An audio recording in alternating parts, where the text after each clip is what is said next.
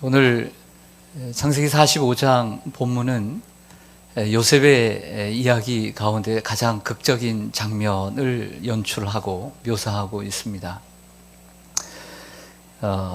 애굽의 총리가 되고 난 후에 요셉이 22년 만에 형들을 만나게 됩니다. 그렇다고 처음부터 자기를 오픈하지 않았습니다. 그 형제들의 마음이 지난 22년 동안 어떠한지 시험하게 됩니다. 그러나 그 시험을 그치고 이제 그 연극을 끝내고 오늘은 자신을 공개하는 장면이기에 대단히 극적인 장면입니다. 자신을 공개하기로 마음먹은 이유는 네 번째 형 유다 때문이었습니다. 22년 전 17살의 나이에 요셉을 형들이 미워했습니다. 그리고 결국에는 그를 죽이려 했습니다. 그러나 그 가운데 죽이지 말고 저 애굽으로 가는 이스마엘 상인들에게 팔자라고 제안한 사람이 유다였고, 그 결과로 요셉은 생명을 부지하고 노예가 될 수 있었던 것입니다. 22년이 지난 지금 베냐민, 즉 요셉의 친동생이 요셉의 요청으로 와 있습니다. 이때 요셉은 이 막내인 베냐민을 남겨두고 아버지에게 다녀오라고 이야기를 합니다. 이에 다시 유다가 나서서 말하기를, 이 베냐민의 생명과 아버지의 생명은 서로 연결되어 있기 때문에 만약에 베냐민이 가지 않으면 아버지가 슬퍼하고 그리고 죽을 수 있다라고 얘기를 합니다. 그러니 대신 유다 자신이 이 자리에 남겠으니 베냐민을 꼭 아버지에게 보내달라고 간청을 합니다. 이 말을 들은 요셉의 마음이 무너지기 시작합니다. 이제 더 이상 형들을 시험할 필요가 없다라고 생각한 그가 정을 억제하지 못하고 부하들을 밖으로 내보내고 대성통곡을 합니다. 그리고 바로 자신이 형들이 판 요셉이라고 공개하게 됩니다. 요셉이 자신을 공개하는 이러한 대목에서 아주 극적인 장면 아닙니까? 아무 때나 공개하면 안 되잖아요. 때가 있는 거잖아요. 그런데 이 자신을 공개하는 장면에서 요셉이 내민 히든 카드가 있었습니다. 바로 그것은 하나님이셨습니다. 자신의 모든 인생을, 그리고 형과 자신의 관계를 하나님 한 분으로 해결해 가고 있습니다. 오늘 본문 5절 말씀을 화면을 보시면, 당신들이 나를 이곳에 팔았다고 해서 근심하지 마소서, 한탄하지 마소서. 누가? 하나님이 생명을 구원하시려고 나를 당신들보다 먼저 보내셨나이다. 7절을 보면 하나님이 큰 구원으로 당신들의 생명을 보존하고 당신들의 후손을 세상에 두시려고 나를 당신들보다 먼저 보내셨나니. 하나님을 꺼내고 있습니다. 8절에도 보면 그런즉 나를 이리로 보내니는 당신들이 아니요 누구라? 당신들이 팔았지만 하나님이 나를 이리 오게 하셨다는 거예요. 그리고 하나님이 나를 바로는 파라오, 즉 애굽의 왕입니다. 왕에게 아버지로 삼으시고 그 온 집의 주로 삼으심에 애굽 온 땅의 통치자로 삼으셨나이다. 이렇게 얘기를 하고 있습니다.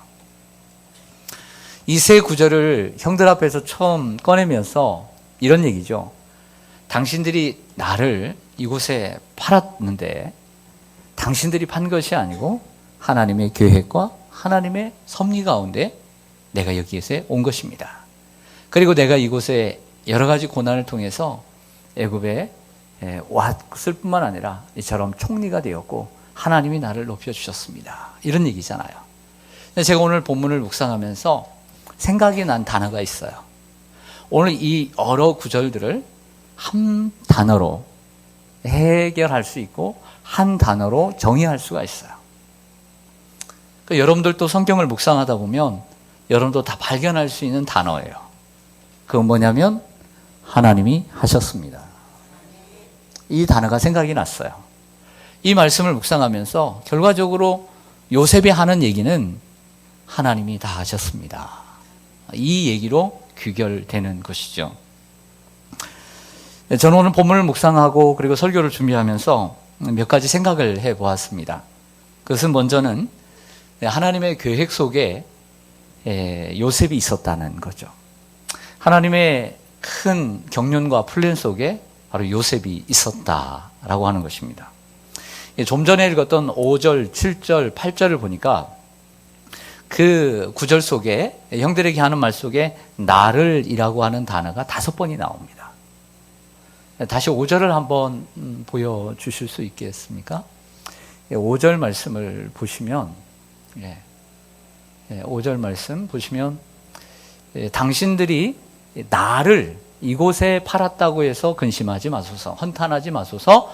하나님이 생명을 구원하시려고 그 다음 누구를요? 나를 당신들보다 먼저 보내셨나이다. 나를 2번 나와요. 다시 7절. 하나님이 큰 구원으로 당신들의 생명을 보존하고 당신들의 후손을 세상에 두시려고 누구를? 나를 당신들보다 먼저 보내셨다. 나를 한 번 더 나옵니다. 8절 보실까요? 그런즉 누구를? 나를 이리로 보낸 이는 당신들이 아니요 하나님이시라. 하나님이 누구를? 나를 바로에게 아버지로 삼으시고 온 집의 주로 삼으심에 애굽 온 땅의 통치자로 삼으셨나이다. 여러분들 잘 아시는 것처럼 요셉의 인생을 너무나 잘 알잖아요. 스토리가 얼마나 극적입니까? 근데 요셉의 인생 가운데 이기적인 모습이 보입니까?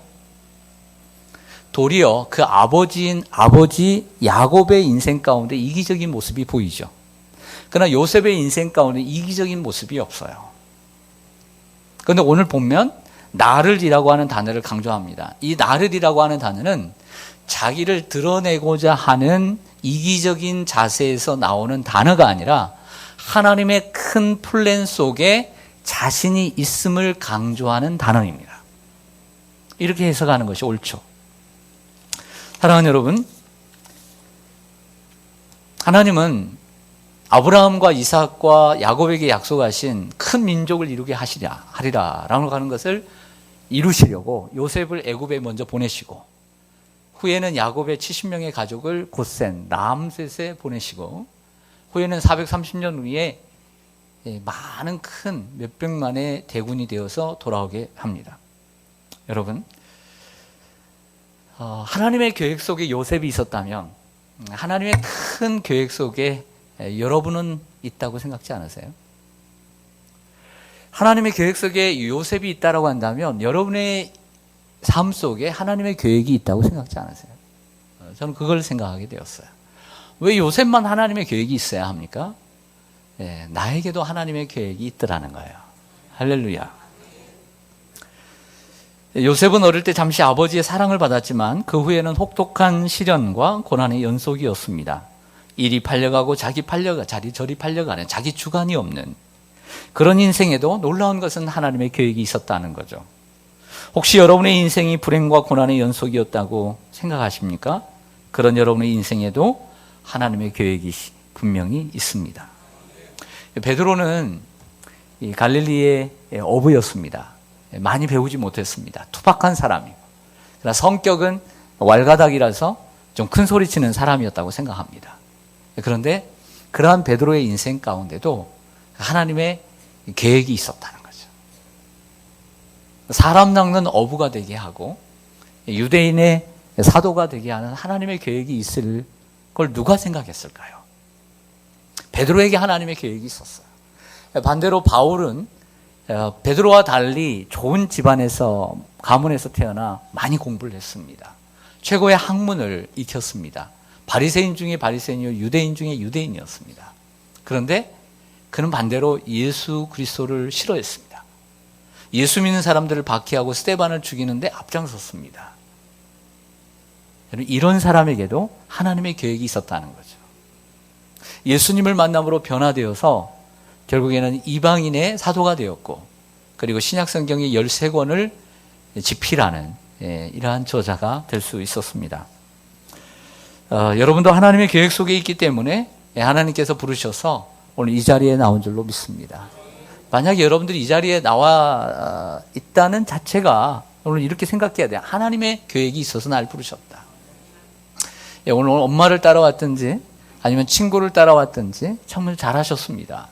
근데 이렇게 나온 것이 전혀 우연이 아니라는 거죠. 하나님의 계획 속에 있었다라고 하는 것입니다. 여러분, 하나님의 계획이 있기 때문에 우리가 기독교인이 되었고 하나님의 자녀가 된 것입니다. 여러분이 이 자리에 있다는 것만 해도 하나님의 계획 속에 있다는 것을 증명합니다. 우리는 아직은 모르지만 하나님께서 무슨 일인가를 위해서 저와 여러분을 불러주신 줄로 믿습니다. 그건 확실합니다. 노아를 한번 생각합니다. 노아 시대에 하나님이 노아를 부르셔서 산 꼭대기에 배를 지켜야 합니다. 배도 희한하게 생겼어요. 우리는 그 배를 가리켜 방주라고 얘기합니다. 130m니까 축구장보다 더 크고 3층 높이의 방주를 지켜야 합니다. 물가에 조선소가 있어야 되는데 산 위에 조선소가 있는 거죠. 말이 안 되는 것입니다. 이해할 수 없는 거죠. 하나님의 계획과 섭리는 바로 이런 것입니다. 이해할 수 있으면 하나님의 계획이 아닌 것이죠. 이해할 수 없기 때문에 하나님의 계획인 것입니다. 하지만 시간이 지나면 하나님의 계획을 알게 되는 것이죠. 비가 내리고 창수가 나고 큰 비가, 그래서 창을 내지 못하게 했습니다. 방주에는 창이 없습니다. 여러분, 만약에 시원하게 요즘처럼 이렇게 좋은 집일수록 창이 커지잖아요. 요즘. 그렇죠? 그런데 창이 커졌을 때 만약에 이 비가 왕창 내리고 세상이 멸망해 갈 때 그 창 밖으로는 무엇이 보일까요? 무엇이? 네, 돼지가 떠나가는 게 보이고, 그뿐만 보일까요? 사람이 죽어가는 걸 보이죠. 그 볼 수 있을까요? 하나님 못 보게 하신 거죠. 사랑하는 여러분, 룻은 이방 여인이었습니다. 네, 남편을 잃고 참 불행한 여인이에요. 그러나 그가 보아스를 만나게 되고 결국에는 다윗의 증조 할머니가 될 수 있었습니다. 그리고 예수님의 족보에 들어갈 수 있었죠. 여러분들의 인생이 지금 신혼 때일 수도 있고, 여러분들의 인생이 어떻게 보면 남편을 잃어버릴 때도 있고요. 여러분들의 인생이 지금 가난을 지금 경험하고 있을 때도 있어요. 하지만 하나님의 계획은 알 수 없는 거 모르잖아요, 우리가. 분명한 것은 요셉의 삶 가운데 하나님이 계셨다라고 하는 거죠. 그러면 나의 인생에도 하나님이 계신다. 그리고 하나님의 계획 속에 나도 있더라는 거예요. 여러분들도 있는 줄로 믿습니다. 무엇을 위해서 하나님이 나를 부르셨을까? 정말 기대됩니다. 또 기대하는 여러분들 되시기를 바랍니다. 또 오늘 본문에서 요셉이 이렇게 얘기하죠. 이 모든 것을 하나님이 하셨다, 이런 얘기잖아요. 하나님이 하셨습니다. 형님들 보세요. 당신들이 한 게 아닙니다. 하나님이 다 하셨습니다. 이걸 볼 때 제가 깨달았던 것은 뭐냐면 요셉의 삶 속에 하나님이 일하고 계셨다라고 하는 거죠. 요셉의 삶 속에 두 번째로는 하나님이 일하고 계셨음을 볼 수 있습니다. 요셉이 형들의 미움을 받아 어릴 때로 돌아가면 형들의 미움을 받아 10명의 형들의 미움을 받아서 옷벗김을 당했어요. 성경을 다시 읽어보니까 옷벗김을 당했어요. 상인들에게 팔린 것도 결국에는 하나님의 계획 속에 있었다라고 하는 거죠. 요셉은 형들이 믿고 고통스러웠지만 그 가운데 하나님은 오늘 이때를 위해서 22년 후가 지금 되었는데 39살이 되었는데 그동안 그 어린 22년 전에 그때의 상황을 하나님이 일하고 계셨다. 할렐루야. 하나님이 일하고 계셨어요. 여러분, 만약에 과거에 고통스러운 순간들이 있을 것입니다. 과거에 부모에게, 형제에게, 친척들에게, 학교에서 아픔이 있을 것입니다. 여러분들, 그 아픔이 계속 남아있으면 안 돼요. 도리어 하나님의 은혜로 덮여져야 돼요. 그래서 도리어 그것이 하나님이 하셨다, 도리어 그 고난이 내게 복이 되게 하셨다라고 고백할 수 있어야 합니다. 뭐가 있을 때 내 삶 속에 하나님이 일하고 계셨다라고 하는 믿음이 있을 때 그게 가능한 거예요. 요셉이 17세의 나이에 보디발의 집, 보디발은 바로의 군대 장관이었는데 노예로 팔렸습니다. 계산을 해보니까 한 11년 동안 일한 것 같아요. 사람이 한 직장에서 10년 동안은 있어야죠. 그래야 평생에 뭐 내놓으라면 명함이라도 한번 내놓죠. 11년 동안 노예 생활을 정리한 창세기 39장을 보면 하나님께서 요셉과 함께 하심으로 형통케 하셨다라는 말씀이 여러 번 나옵니다. 요셉은 보디발의 인정을 받아 가정총무가 되었고, 그리고 모든 재반 사분을 맡는 사람이 되었어요. 근데 성경을 보니까 하나님이 요셉과 함께 하심으로, 그 노예 생활 가운데서 하나님이 함께 하시고 일하고 계셨음을 믿습니다. 오늘도 하나님이 여러분 삶 속에 일하고 계십니다. 여러분들 직장 생활에 하나님이 일하고 계십니다. 그렇지 않을까요? 지금도 하나님이 일하고 계시죠. 보디발의 아내가 요셉을 유혹합니다. 요셉이 그 유혹에 넘어가지 않자 죄를 덮어 씌워서 요셉을 감옥에 버리게 됩니다. 감옥에서도 간수장에게 은혜를 받아 재반 사무를 처리하게 되죠. 하지만 감옥에 들어간 것도 하나님이 일하신 거였고, 감옥에 들어가는 일이 없었으면 애굽의 총리가 될 수가 없었다는 것 아십니까? 술 맡은 관원장과 떡 맡은 관원장이 잘못을 저질러서 왔습니다. 3일 후에 결국에는 떡 맡은 관원장은 죽고 술 맡은 관원장은 살게 되었어요. 나중에 그 은혜를 좀 기억해 달라고 했지만 은혜를 잊어버리고 살아갑니다. 2년 후에 바로가 꿈을 꾸었을 때 술 맡은 관원장의 뇌리에 생각나는 그 사람, 바로 요셉. 그때 그럼 감옥에서 만나지 않았다라고 하면 이 술 맡은 관원장이 바로에게 요셉을 추천할 수 있었을까요? 그러므로 감옥 생활도 하나님의 플랜이었다. 할렐루야. 사람이 고난도 겪어보고 배신도 당해보고, 그 다음에 가정의 일을 하면서 큰 일들은 사람을 다뤄볼 줄 아는 리더십도 기르고, 경제적인 경제관, 그리고 많은 유혹 앞에서 자신을 지켜갈 수 있는 청결함도 있는지도 하나님은 보셨고, 그리고 정치의 일선에 있는 이 관원장들을 통하여 정치를 배우고, 하나님이 준비하고 계셨던 것이죠. 왜? 애굽의 총리를 세우시려고.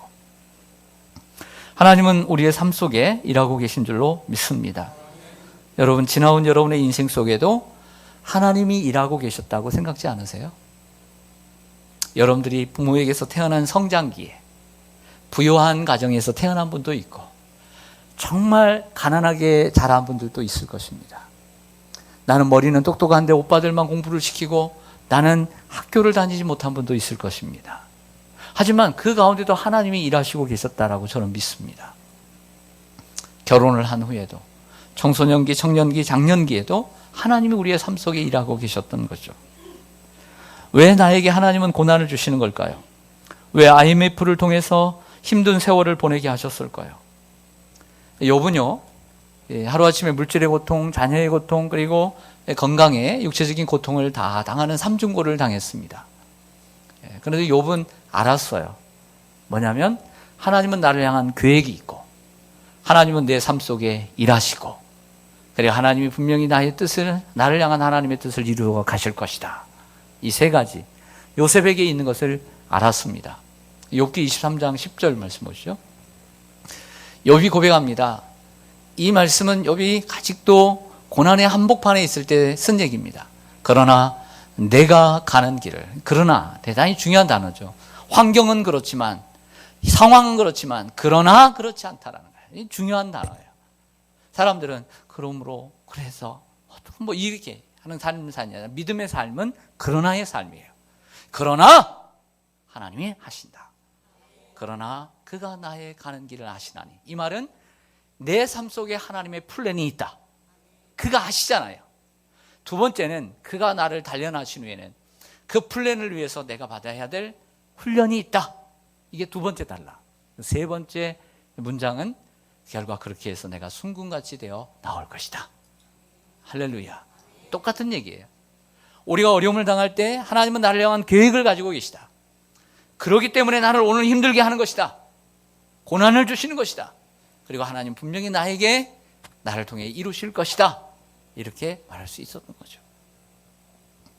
왜 하나님이 나를 아프게 하시고 이처럼 고통스럽게 하는지 잘 모릅니다. 왜 질병이, 왜 암이 나에게 찾아왔는지 잘 모릅니다. 하지만 분명한 것은 있습니다. 뭐가 있죠? 고난이 왜 나에게 찾아왔는지 모르나. 그러나 분명한 것이 있어요. 우리 성가대로. 분명한 건 뭐예요? 그래도 하나님의 계획과 섭리가 있다. 이것이 분명한 거죠.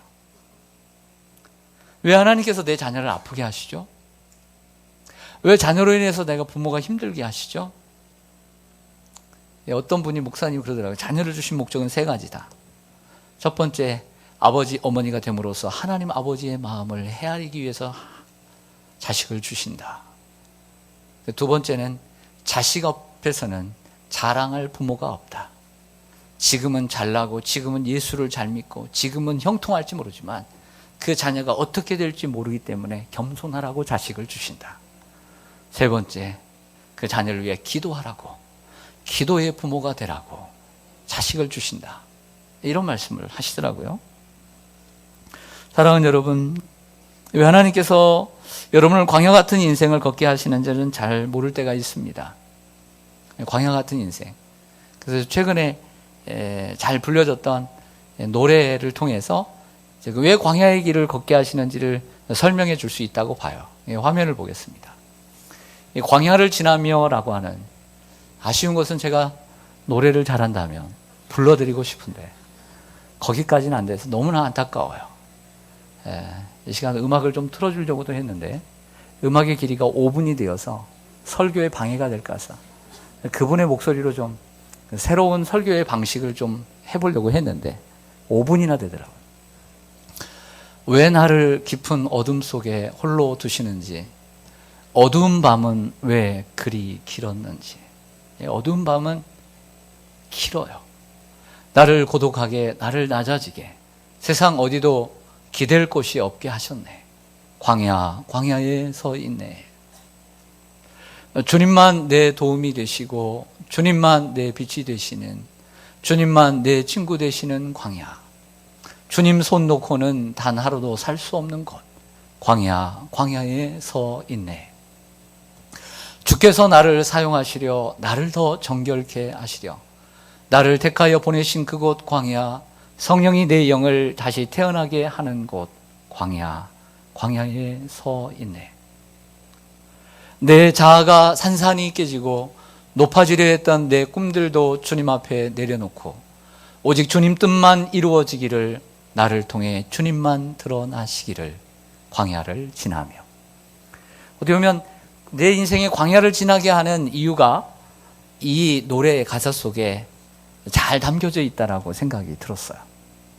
신명기 8장의 모세의 뉴트로남이라고 하는 두 번째 율법을 보면 40년 동안 광야를 걷게 하신 이유를 하나님이 이스라엘 백성들을 낮추시고 겸손하게 하시려고. 두 번째는 그렇게 함으로써 사람의 자기의 능력과 지혜로만 사는 것이 아니요 하나님의 말씀으로 사는 것을 깨닫게 하시려고. 즉 인생에 하나님의 은혜 없이는, 하나님의 도움 없이는 살 수 없음을 깨닫게 하시려고 광야를 주시는 거예요. 그리고 마침내 16절로 가보면 하나님이 마침내 복을 주시려고, 이렇게 세 가지로 말씀하고 있음을 볼 수 있습니다. 요셉의 경우도 그렇습니다. 왜 형들의 미움을 받아야 하는지, 왜 애굽의 노예로 팔려야 하는지, 왜 감옥에 내가 가야만 하는지 당시에는 이해할 수 없었습니다. 이해하지 못하는 것이 정상입니다. 우리가 조금 후에 찬송가 310장을 부를 것입니다. 아, 하나님의 은혜로 이 쓸데없는 자. 전에는 410장이 있었죠. 이번 찬송가에는 310장이 있습니다. 근데 1절, 2절, 3절, 4절 모두 다 두 번째 단락 끝에 뭐라고 써 있냐면 왜 구속하여 주는지 난 알 수 없도다. 하나님이 나를 왜 구원해 주시는지, 나에게 왜 성령을 주시는지 다 알 수 없다는 거예요. 내가 믿고 또 의지함은 내 모든 형편 잘 아시는 주님, 늘 보호해 주실 것을 나는 확실히 아네. 여러분, 여기서 알 수 없다고 하는 것이 정답이에요. 지금은 알 수 없어요. 그러나 지나간 시간이 지나고 나면 다 알게 되는 거죠. 지금도 충분히 여러분들이 가늠할 수 있어요. 나중에 시간이 몇십 년이 지나서 그때 다 아는 것이 아니라 지금 충분히 중간 점검을 할 수 있다고 생각해요, 저는. 오늘 이 시점을 중심으로 내 과거의 삶을 어느 정도 완성되지는 않은 인생이지만 지금의 내 모습을 위해서 하나님께서 나를 어떻게 섭리해 주시고 계획해 주셨는지 오늘 어느 정도 체크할 수 있다라고 저는 생각해요. 왜 나를 어려운 가정에서 태어나게 하시고 자라게 하셨는지 나중에 알게 됩니다. 왜 나를 그때 사업에 실패하게 하셨는지 알게 됩니다. 왜 나를 그 도망치는 인생이 되게 하셨는지 알게 됩니다. 왜 나를 지금 살고 있는 남편과 아내를 그때는 몰랐는데 지금 왜 만나서 살게 되는지 알게 됩니다. 왜 나를 물질의 고통 속에 주셨는지, 왜 나에게 병을 주시고 아프게 하셨는지, 왜 나를 갱년기로 인해 힘들게 하시고 살아갈 소망이 없게 하신 것을 알게 됩니다. 여러분, 그 베드로가 예수님을 만나기 전에 바로 직전에 뭘 했냐면 물고기 잡으러 갔어요. 그 저녁 때 잡으러 가서 밤새 고기를 잡고 이제 아침에 왔어요. 그런데 아침 뜨거우니까, 여러분 오늘도 더워서 일찍 오신 분도 몇 분 계시잖아요. 네. 더우니까 아침에 일을 해야 되는 거예요. 옛날에 우리 아버님 어머님 보면요, 새벽녘에 일어나서 아침 드시기까지 나가서 일을 다 하세요. 왜? 여름에는 낮이 더우니까, 일하면 안 되니까. 이게 지혜죠. 여러분들도 오늘 2부 예배 드린 것도 지혜롭게 드린 거예요. 그러나 집에 가지 마세요. 집에 가지 말고 여기서 잘 노시다가 오후 예배까지 다 드리고 가세요. 괜히 집에 가봤자 에어컨만 낭비되고 교회 시원한 곳에서 성도들과 교제하고 점심까지 주시니까 맛있게 먹고 커피도 드시고 그러면 얼마나 좋아요. 할렐루야. 집에 가봤자 그냥 누워서 TV나 보고 그냥 에어컨만 틀 테니까. 그런데 밤새 고기를 잡았는데 잡은 것이 있었어요, 없었어요? 없었어요. 그러면 베드로가 어젯밤 내내 그 전부터 고기를 잡으려고 계획한 시간, 그리고 밤새 24시간 고기를 잡은 시간은 헛수고예요? 아니면 낭비예요? 아니면 정말 유익한 시간이에요?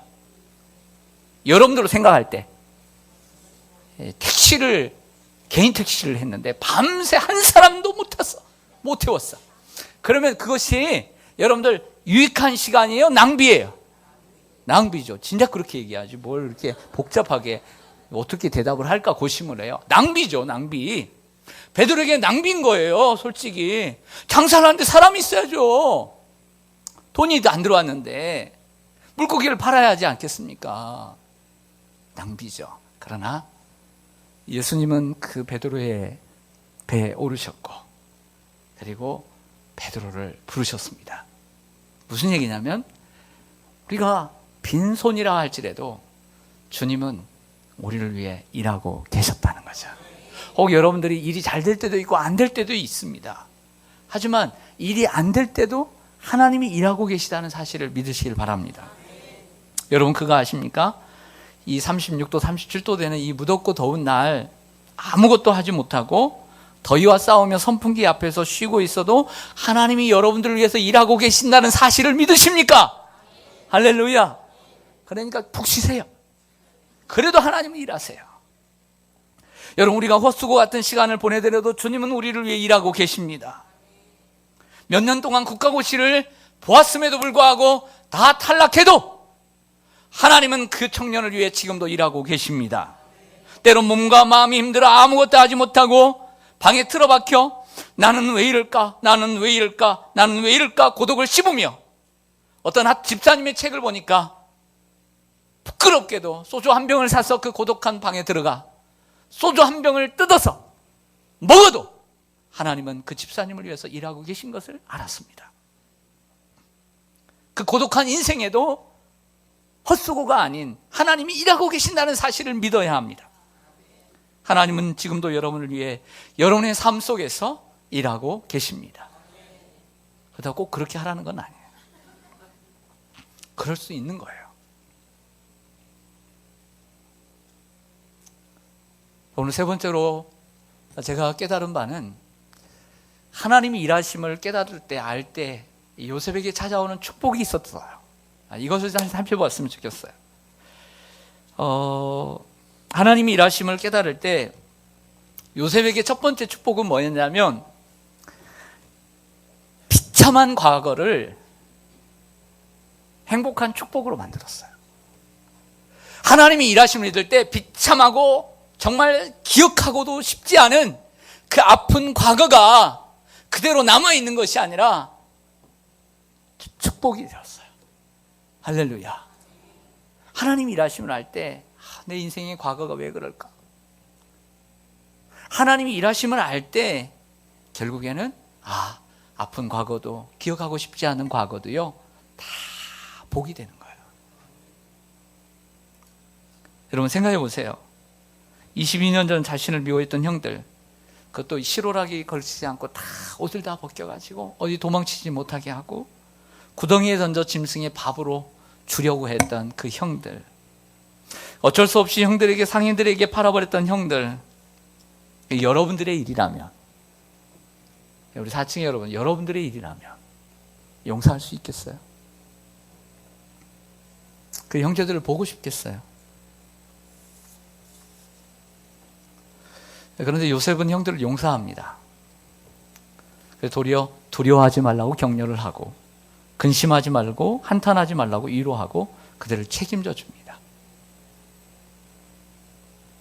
왜 그런 줄 아세요? 지나고 보니까 하나님이 일하심이 있었기 때문에, 하나님의 계획이 나에게 있었고, 비록 그들이 본이든 본이 아니든 나를 괴롭히고 나를 죽이려 했지만 하나님의 계획 속에 하나님이 그들도 하나님이 사용하셨어요. 누구를 위해? 나를 위해, 주님을 위해. 그들을 용서할 수 있었던 것이죠. 예수님이 이런 말씀하십니다. 요한복음 16장 33절 시작. 세상에서는 너희가 환난을 당하나 담대하라. 내가 세상을 이기었노라. 예수님이 하신 말씀. 여기는 세상은 코스모스의 세상이 아니에요. 물리적인 세상을 가리키는 것이 아니라 이 악한 세상을 가리키는 거죠. 요한 1서 5장 4절에 보면 사도 요한이 이렇게 얘기합니다. 시작. 무릇 하나님께로부터 난 자마다 세상을 이기느니라. 세상을 이기는 승리는 이것이니 우리의 믿음이니라. 이렇게 따라서 해야 돼요. 다시 한번 할 때 마지막에 세상을 이기는 승리는 이것이니 주목을 쥐고 우리의 믿음이니라. 이렇게 읽을 수 있어야 돼요. 이렇게 읽어보겠습니다. 세상에 수많은 아픔들이 있지만, 고난들이 있지만, 혼란이 있지만 그것을 이기는 게 뭐라고요? 믿음이라는 거예요. 믿음. 그럼 믿음이 뭐예요? 믿음이 뭐예요? 믿음이, 그렇죠, 내 인생 가운데 하나님의 계획과 섭리가 있다는 것을 믿고 나아가는 거죠. 이게 믿음이라는 거예요. 그게 믿음이에요. 그게 믿음. 그냥 하나님을 단지 믿는 것이 아니라, 같이 한번 읽겠습니다. 시작. 무릇 하나님께로부터 난 자마다 세상을 이기느니라. 세상을 이기는 승리는 이것이니 우리의 믿음이니라. 할렐루야. 믿음인 거죠. 마지막으로 생각해 보고자 하는 것은 하나님의 계획의 목적입니다. 하나님은 요셉을 향한 계획을 가지고 계시고 훈련하시고 단련하시고 그리고 정금같이 되어 총리를 세우셨습니다. 근데 결과적으로 하나님께서 그러면 요셉을 일처럼 계획하시고 부르신 마지막 최종 목적이 뭘까요? 뭘까요? 그것은 salvation, 구원이에요. 5절과 7절과 8절에 하나님이 하셨다라는 말씀 속에 무슨 얘기를 하냐면 하나님이 나를 통해 생명을 구원하시려고, 큰 구원을 이루시려고, 당신들의 생명과 당신들의 후손의 생명을 구원하시려고. 모든 게 뭘로 귀결되냐면 구원에 귀결되고 있다는 거예요. 생명을 살리기 위해서. 결국 요셉을 통해서 형들을 살리고 아버지의 가정을 살리고 가문을 살릴 뿐만 아니라 애굽을 살리고 애굽에 곡식을 얻으러 온 주변의 국가들의 사람들을 살리지 않았어요. 생명인 것이죠. 그렇다고 한다면 하나님께서 저와 여러분에게 많은 것을 주시고 연단하시고 부르셨는데 최종 목적도 무엇이냐? 구원이에요. 태어나 살아오면서 이해할 수 없는 일, 억울하고 분한 일들이 많습니다. 또한 결혼 후에 그리스도인이기 때문에 결혼한 후에도 남편에게 또 신우에게 참고 산 일이 얼마나 많습니까? 그러나 하나님은 여러분을 통해 그 가정을 구원하시기를 기뻐하십니다. 남편과 자녀와 부모 죽게 돌아오도록 하나님께서 계획하고 부르신 것입니다. 여러분을 통해 이 사회, 이 이웃들, 민족을 구원하시려고 계획을 갖고 계신 것이죠. 하나님은 지금도 일하고 계십니다. 자, 우리가 이것을 믿을 때 오늘 여러분들이 당하는 현재의 고난을 능히 이길 수 있다고 믿습니다. 찾아온 질병도 고난도. 왜? 하나님이 일하고 계시니까. 하나님이 계획하고 계시니까. 하나님이 일하고 계십니다. 우리가 이 사실을 알 때 우리는 오늘도 소망을 품고 살아갈 수 있습니다. 현재의 삶이 아무리 힘들고 어려워도 우리에게 요셉과 같은 꿈이 있습니다. 왜? 하나님이 나를 위한 계획을 가지고 계시고 일하고 계시니까. 꿈이 있습니다. 비전이 있습니다. 내일이 있습니다. 그렇지 않아요? 그래서 저는 설교를 하면서 제가 복을 제일 많이 받는 것 같아요. 왜냐하면 설교를 많이 준비하니까 복을 많이 받아요. 말씀이 더 듣게 되니까. 희망이 있잖아요. 항상 하나님께 소망을 품고 살아가는 요셉과 같은 꿈의 사람이 되시기를 바랍니다. 네, 기도하겠습니다.